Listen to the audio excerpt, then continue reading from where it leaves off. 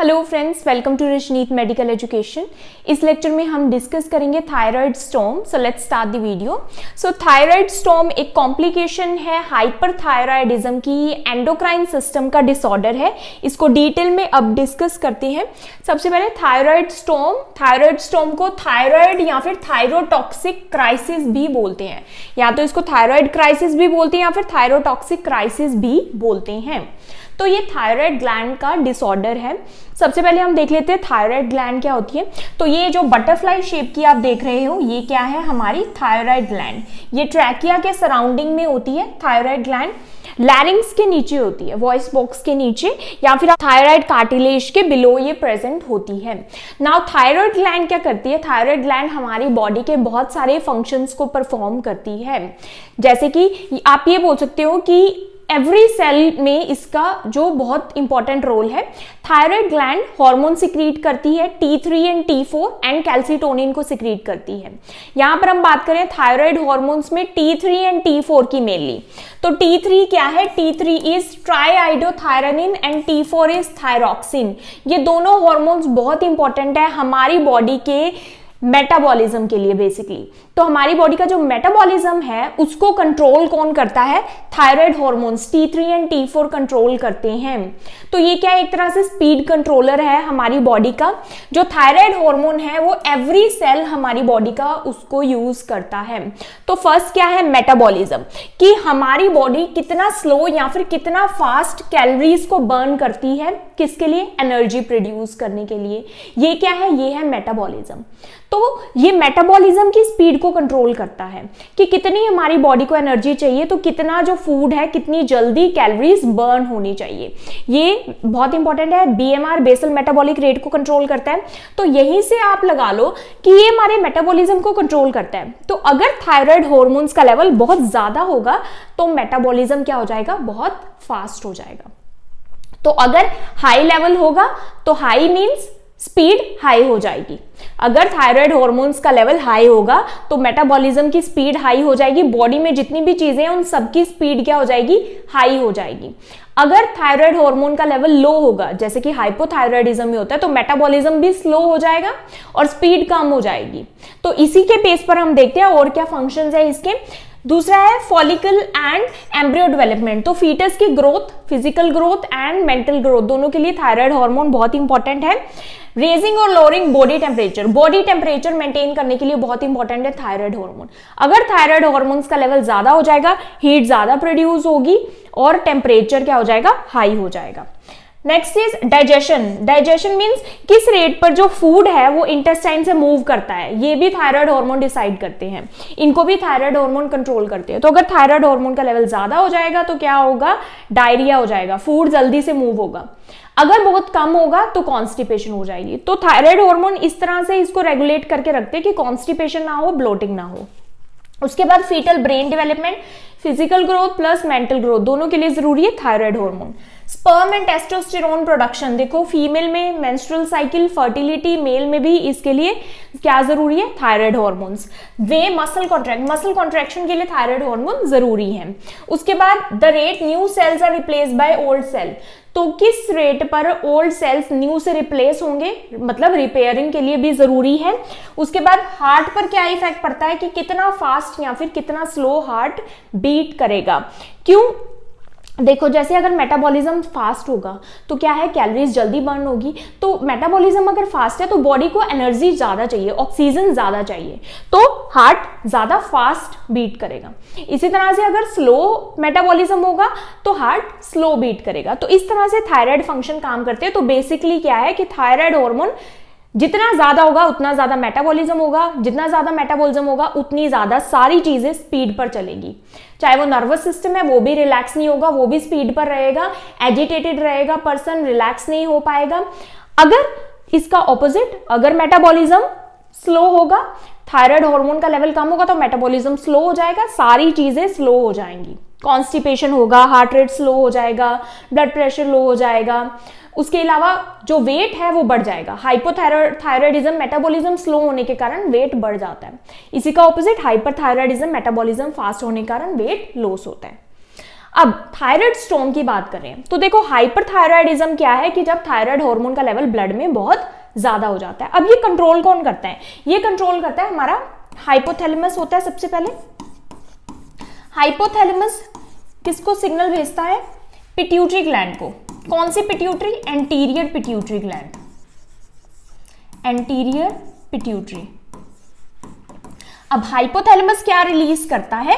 ये रिलीज करता है thyrotropin releasing hormone, TRH. TRH anterior pituitary को स्टिमुलेट करता है और एंटीरियर पिट्यूटरी क्या रिलीज करती है? TSH, thyroid stimulating hormone. अब ये थायराइड स्टिमुलेटिंग हार्मोन इस थायराइड ग्लैंड को स्टिमुलेट करता है to release what? T3 and T4, triiodothyronine and thyroxine. ये इसका नॉर्मली ऐसे चलता है। तो जैसे ही इसका लेवल कम होता है T3 एंड T4 का ब्लड में, तो ये हाइपोथैलेमस को सिग्नल भेजता है, मतलब स्टिमुलेट करता है। देखो ये हाइपोथैलेमस और एंटीरियर पिट्यूटरी ये सेंस कर लेते हैं कि T3 T4 का हार्मोन का जो लेवल है वो ब्लड में कम हो गया है, तो तब ये हाइपोथैलेमस टीआरएच रिलीज करेगा, एंटीरियर पिट्यूटरी टीएसएच रिलीज करेगी, जो कि थायराइड ग्लैंड को स्टिमुलेट करेगी, T3 T4 रिलीज होंगे। अगर इनका लेवल इंक्रीज हो जाता है तो ये क्या करते हैं? ये हाइपोथैलेमस को नेगेटिव फीडबैक मैकेनिज्म भेजते हैं कि मतलब हाइपोथैलेमस और पिट्यूटरी क्या करती है? सेंस कर लेती है कि T3 और T4 का लेवल जो है ब्लड में ज्यादा हो गया है। तो अब क्या होता है कि ये टीआरएच और टीएसएच की जो सिंथेसिस है ये बंद हो जाती है। तो इस तरह से T3 और T4 का जो नॉर्मल लेवल है वो ब्लड में मेंटेन रहता है। इसको क्या बोलते हैं हम? Negative feedback mechanism. अब थायराइड स्टॉर्म में क्या होता है? थायराइड स्टॉर्म एक कॉम्प्लिकेशन है हाइपरथायरॉयडिज्म की। हाइपरथायरॉयडिज्म मींस जिन पर्सन में T3 और T4 का जो लेवल है ब्लड में, मींस थायराइड हार्मोन्स का लेवल ब्लड में हमेशा हाई रहता है, दैट इज हाइपरथायरॉयडिज्म। तो हाइपरथायरॉयडिज्म भी कई रीजंस की वजह से होता है। ग्रेव्स डिसीज हो सकती है, बहुत सारे रीजन हो सकते हैं। एक्सेसिव आयोडीन ले रहे हैं, तो आयोडीन क्या करता है? आयोडीन बहुत जरूरी है थायराइड ग्लैंड के लिए, वो आयोडीन को लेता है और थायराइड हार्मोन की प्रोडक्शन करता है। तो अगर आयोडीन बहुत ज्यादा हो जाएगा तो भी थायराइड ग्लैंड बहुत ज्यादा रिलीज होंगे। तो बेसिकली हाइपरथायरॉयडिज्म में बहुत रेयर लेकिन लाइफ थ्रेटनिंग कॉम्प्लिकेशन है कि अगर थायराइड स्टॉर्म का क्या मतलब होता है? स्टॉर्म का मतलब होता है तूफान। तो जैसे ही तूफान का मतलब है कि थायराइड हार्मोन का तूफान आ जाना, मतलब इतना ज्यादा सडनली थायराइड हार्मोन्स का लेवल ब्लड में इंक्रीज हो जाना। ये कब होता है? हाइपरथायरॉयडिज्म किसी पर्सन को है उसको ये होता है थायराइड स्टॉर्म, और ये रेयर है लेकिन लाइफ थ्रेटनिंग है, क्योंकि थोड़े ही टाइम में एकदम से थायराइड हार्मोन का जो लेवल है वो इंक्रीज हो जाता है।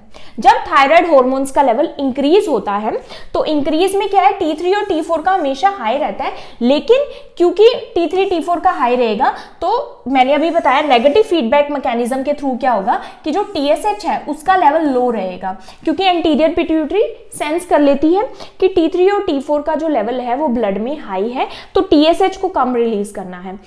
थायराइड स्टॉर्म में आप क्या देखेंगे कि T3 और T4 का लेवल हाई रहेगा लेकिन TSH का लेवल लो रहेगा। किस वजह से? नेगेटिव फीडबैक मैकेनिज्म की वजह से। अभी आपको और चीजें क्लियर हो जाएंगी। थायराइड स्टॉर्म क्या है? एक सीरियस लेकिन रेयर कॉम्प्लिकेशन है हाइपरथायरॉयडिज्म की, इन विच जो थायराइड ग्लैंड है वो large amount of thyroid hormone को सिक्रीट करती है शॉर्ट अमाउंट ऑफ टाइम में, थोड़े अमाउंट में, मतलब जल्दी से जो थायराइड हार्मोन का लेवल है क्विकली वो ब्लड में बहुत ज्यादा राइज हो जाता है।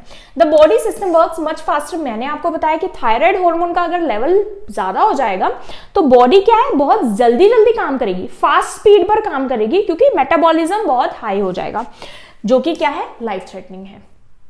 तो हमने फंक्शंस ऑलरेडी डिस्कस कर लिए। अब कोजेज ये क्यों होता है? मैंने आपको बताया कि थायराइड स्टॉर्म एक कॉम्प्लिकेशन है हाइपरथायरॉयडिज्म की। तो ये उन पीपल में होता है जिनको ऑलरेडी हाइपरथायरॉयडिज्म की कंडीशन है, जिनको ऑलरेडी उनकी थायराइड ग्लैंड ओवर एक्टिव है, ज्यादा थायराइड हार्मोन रिलीज कर रही है। अब इसके कुछ ट्रिगर्स होते हैं कि कुछ पर्सन को क्या है? हाइपरथायरॉयडिज्म है और ट्रिगर आया तो थायराइड स्टॉर्म उनको ये कंडीशन हो सकती है। जैसे कि ट्रिगर्स क्या हो सकते हैं? इन्फेक्शन, कोई इन्फेक्शन के कारण। अब ये सभी चीजें क्या कर रही हैं? ये बॉडी में स्ट्रेस क्रिएट कर रही है, कॉर्टिसोल, फाइट और फ्लाइट रिस्पॉन्स, जो कि एड्रेनलिन, नॉर एड्रेनलिन, तो कैटेकोलामाइंस और कॉर्टिसोल की रिलीज की वजह से क्या होता है कि ये थायराइड स्टॉर्म कंडीशन ट्रिगर हो जाती है।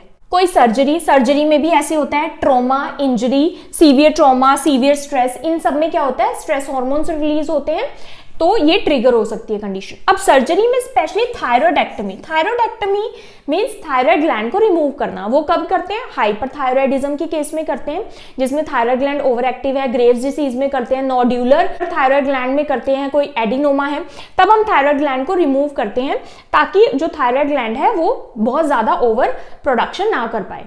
लेकिन थायराइड ग्लैंड क्या करती है? ये थायराइड हार्मोन्स को स्टोर करके रखती है। तो जैसे ही हम थायराइडेक्टमी करते हैं, तो जब हम थायराइड ग्लैंड को छेड़छाड़ करेंगे तो क्या होगा? थायराइड ग्लैंड एकदम से ब्लड में बहुत सारे स्टोर्ड हार्मोन्स को रिलीज कर देती है। तो उस टाइम पर क्या हो सकता है? थायराइड स्टोम हो सकता है। तो इसको बचाने के लिए हम क्या करते हैं? पहले ही जो एंटी थायराइड मेडिकेशंस हैं वो शुरू करते हैं, साथ में ही ल्यूगल्स आयोडाइन यूज करते हैं।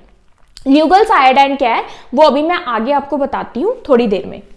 Injuries, severe stress, diabetic ketoacidosis या फिर आयोडीन कॉन्ट्रास्ट एक्सपोजर। अगर कोई आयोडीन का स्कैन हो रहा है, जैसे कोई स्कैन्स होते हैं जिसमें आयोडीन कॉन्ट्रास्ट यूज होता है, तो वो भी ट्रिगर कर सकता है थायराइड स्टोम को, अगर किसी पर्सन को पहले से ही हाइपरथायराइडिज्म की कंडीशन है।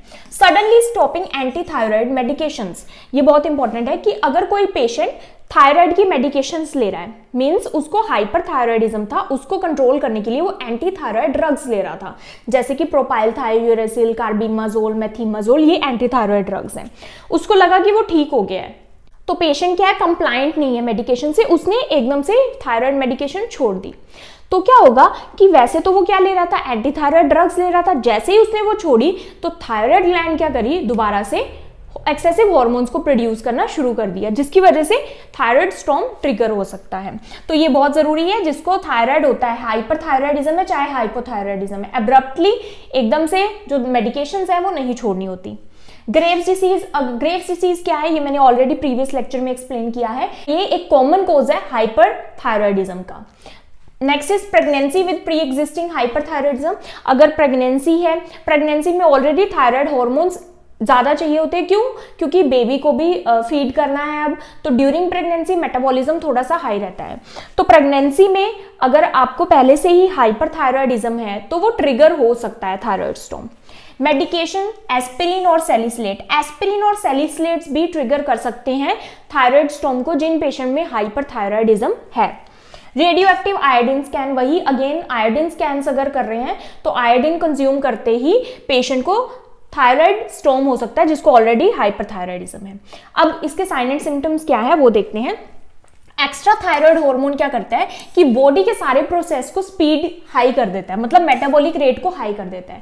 तो मेटाबॉलिज्म हाई होगा तो सबसे पहले मैं आपको बता दूं वेट लॉस होगा, पर्सन का वेट लॉस होता है, क्योंकि कैलोरीज जल्दी बर्न हो रही है, उसको भूख भी ज्यादा लगती है और वेट भी लॉस होता है। अब सबसे पहले कार्डियोवास्कुलर सिस्टम, हार्ट पर क्या असर पड़ेगा? तो हार्ट पर पर्सन को क्या होगा? टैकीकार्डिया होगा, उसका जो हार्ट रेट है वो बहुत ज्यादा इंक्रीज हो जाएगा। थायराइड स्टोम, देखो ये क्या है? थायराइड स्टोम लाइफ थ्रेटनिंग कंडीशन, तो यहाँ पर थोड़ा बहुत हाई नहीं होगा, एकदम से शूट करेंगी सारी चीजें, एकदम से सारी चीजों की स्पीड बहुत ज्यादा हो जाएगी, बहुत ज्यादा हाई हार्ट रेट हो जाएगा, 140 से पार हो जाएगा। टैकीकार्डिया, एट्रियल फिब्रिलेशन जिसकी वजह से हो सकता है, हाइपरटेंशन होगा, और अल्टीमेटली इसकी कॉम्प्लिकेशन क्या है कि अगर ध्यान नहीं दिया जाएगा, ट्रीट नहीं किया जाएगा सडनली, तो हार्ट फेलियर हो जाएगा और अल्टीमेटली पेशेंट को शॉक कंडीशन हो जाएगी, ब्लड सप्लाई नहीं मिलेगी ऑर्गन्स को। उसके बाद न्यूरोलॉजिकल क्या असर पड़ेगा? क्योंकि बॉडी क्या है? रिलैक्स नहीं हो पा रही, एकदम से जो कंट्रोल है बॉडी पर वो छूट जाएगा, बहुत ज्यादा हाई रेट पर हो जाएगा सब कुछ। तो माइंड क्या है? रिलैक्स नहीं हो पाएगा, क्योंकि सिंपैथेटिक नर्वस सिस्टम बहुत ज्यादा स्टिमुलेट हो रहा है इस टाइम। तो पर्सन एजिटेशन रहेगी, उसको चिड़चिड़ा रहेगा, एजिटेटेड रहेगा, रिलैक्स नहीं रह पाएगा। डिलीरियम उस पर्सन को रहेगा, यहाँ पर देखो डिलीरियम पर्सन, वो कंफ्यूज हो गया, वो कहीं फोकस नहीं कर पा रहा, कंफ्यूजन, साइकोसिस, इवन लास्ट में क्या होगा? सीजर, और person can go into coma और अनकॉन्शियस हो सकता है। उसके बाद hyperpyrexia, very important. Thyroid storm में हमेशा क्या होता है कि जो टेम्परेचर है वो बहुत ज्यादा हाई चला जाता है। क्यों जाता है? मेटाबॉलिज्म बहुत ज्यादा हाई हो गया है, जिसकी वजह से कैलोरीज जल्दी बर्न हो रही है, हीट बहुत ज्यादा जनरेट हो रही है, तो टेम्परेचर क्या हो जाता है? बहुत हाई हो जाता है, 104 डिग्री फ़ारेनहाइट से भी ऊपर चला जाता है टेम्परेचर। और साथ में ही स्वेट आता है, बहुत ज्यादा हॉट हो जाती है बॉडी, तो हाई टेम्परेचर इसमें होगा। उसके बाद जीआईटी पर क्या असर पड़ेगा? क्योंकि मैंने बताया कि थायराइड हार्मोन ज्यादा हो गए तो पेरिस्टाइल से ज्यादा हो जाएगी, मोटिलिटी गट की ज्यादा हो जाएगी तो डायरिया होगा, वॉमिटिंग, नोजिया, हिपैटोमेगैली, जॉन्डिस, जॉन्डिस भी होगा। क्यों होगा जॉन्डिस? देखो इतना ज्यादा मेटाबॉलिज्म हो रहा है तो लीवर पर उसका इफेक्ट पड़ता है जिसकी वजह से हिपैटोमेगैली जॉन्डिस होगा। इंक्रीज रेस्पिरेटरी रेट, अब मेटाबॉलिज्म हाई है, मेटाबॉलिज्म हाई है इसका मतलब कि बॉडी को ज्यादा ऑक्सीजन चाहिए काम करने के लिए, क्योंकि सब कुछ तो स्पीड पर चल रहा है तो ऑक्सीजन ज्यादा चाहिए, ऑक्सीजन ज्यादा चाहिए, इसीलिए ही जो हार्ट रेट है वो इंक्रीज हो रहा था। हार्ट रेट इसलिए ज्यादा इंक्रीज हो रहा है क्योंकि उसको ये सिग्नल मिल रहा है कि ब्लड को जल्दी जल्दी सप्लाई करो, ऑक्सीजन की डिमांड बढ़ रही है, जिसके कारण रेस्पिरेटरी रेट भी इंक्रीज हो जाता है और अल्टीमेटली रेस्पिरेटरी फेलियर हो सकता है। लास्ट में क्या होगा, मल्टीपल ऑर्गन डिसफंक्शन हो जाएगी शॉक की वजह से और डेथ भी हो जाएगी पर्सन की अगर ट्रीट नहीं किया गया। नाउ डायग्नोसिस, सबसे पहले T3 और T4 का लेवल तो हाई ही रहेगा ब्लड में, थायराइड स्टोम में। TSH सप्रेस रहेगा क्योंकि एंटीरियर पिट्यूटरी क्या कर रही है, सेंस कर रही है कि T3 T4 का लेवल ज्यादा है तो हम TSH को सप्रेस कर देते हैं, जिसकी वजह से इसको क्या बोलते हैं, नेगेटिव फीडबैक की वजह से ऐसा हो रहा है। लीवर एंजाइम एलिवेटेड होंगे, हाइपरग्लाइसीमिया भी इसमें होगा। एक यहाँ पर स्केल आता है that is Burch Wartofsky point scale, BWPS। तो ये BWPS स्केल है, ये थायराइड स्टोम की सिवियरिटी को देखने के लिए किया जाता है। तो ये आप रीड कर सकते हैं कि जैसे इतना टेम्परेचर है तो कितने पॉइंट्स देने हैं। तो यहाँ पर अगर 25 से कम आते हैं पॉइंट तो स्टोम अनलाइकली, मतलब थायराइड स्टोम नहीं है। 25 से 45 है तो मतलब स्टोम की तरफ बढ़ रहा है पेशेंट, और अगर 45 से ज्यादा हो गया तो मतलब एक्चुअल में उसको थायराइड स्टोम है। अब मैनेजमेंट क्या होती है, देखो इसमें एकदम से पेशेंट को ट्रीट करना होता है तो इमीडिएट ट्रीटमेंट, इमरजेंसी कंडीशन है ये देना होता है। सबसे पहले सपोर्टिव केयर में क्या, आईवी फ्लूइड्स चलाएंगे, कूलिंग मेजर्स एकदम से देंगे, मतलब आइस पैक्स और कूलिंग ब्लैंकेट देते हैं। इसमें पर्सन को बहुत गर्मी लग रही होती है तो cool and calm environment provide करते हैं। ऑक्सीजन थेरेपी पेशेंट को देते हैं क्योंकि ऑक्सीजन डिमांड बढ़े तो ऑक्सीजन देनी है पेशेंट को। फार्माकोलॉजिकल, अब दवाइयां क्या क्या देंगे, सबसे पहले बीटा ब्लॉकर्स। बीटा ब्लॉकर्स क्या करते हैं, जो भी टैकीकार्डिया है, ट्रेमर्स हो रहे हैं, जो भी हाइपर एड्रेनर्जिक सिम्टम्स हैं, जो भी मतलब फाइट और फ्लाइट के रिस्पॉन्स चल रहा है, हाइपर चीजें चल रही हैं, ट्रेमर्स, टैकीकार्डिया, इसको मैनेज करते हैं, इसको काम डाउन करते हैं। तो बीटा ब्लॉकर में क्या देना होता है, प्रोप्रेनोलोल देना होता है। उसके बाद अब ये ना सीक्वेंस वाइज चल रहा है, ये नहीं कि आप ये पहले दोगे ये पहले दोगे, अभी मैं आपको और एक्सप्लेन करूंगी। इसके बाद क्या होता है, एंटी थायराइड ड्रग्स देनी है। एंटी थायराइड ड्रग्स कौन कौन सी होती है, प्रोपाइल थायोयूरेसिल, मेथिमाजोल, कार्बिमाजोल। अब देखो प्रोपाइल थायोयूरेसिल जो फर्स्ट ट्रिमेस्टर है प्रेगनेंसी का उसमें सेफ होती है, बाकी सेफ नहीं होती। लेकिन ये जो ड्रग्स हैं ये क्या करती हैं, एक तो लिवर में टॉक्सिसिटी क्रिएट करती हैं, प्लस साथ में ही ल्यूकोसाइटोपिनिया कोज करती है, WBCs के काउंट को कम करती हैं। तो वो सभी चीजें मॉनिटर करनी होती है, इन्फेक्शन तो नहीं हो गया ये सब। तो ये है एंटी थायराइड ड्रग्स। ये क्या करती हैं, ये थायराइड हार्मोन की प्रोडक्शन को बंद कर देती हैं, मतलब कि थायराइड हार्मोन बने ही ना, सिंथेसिस को बंद कर देती हैं एंटी थायराइड ड्रग्स।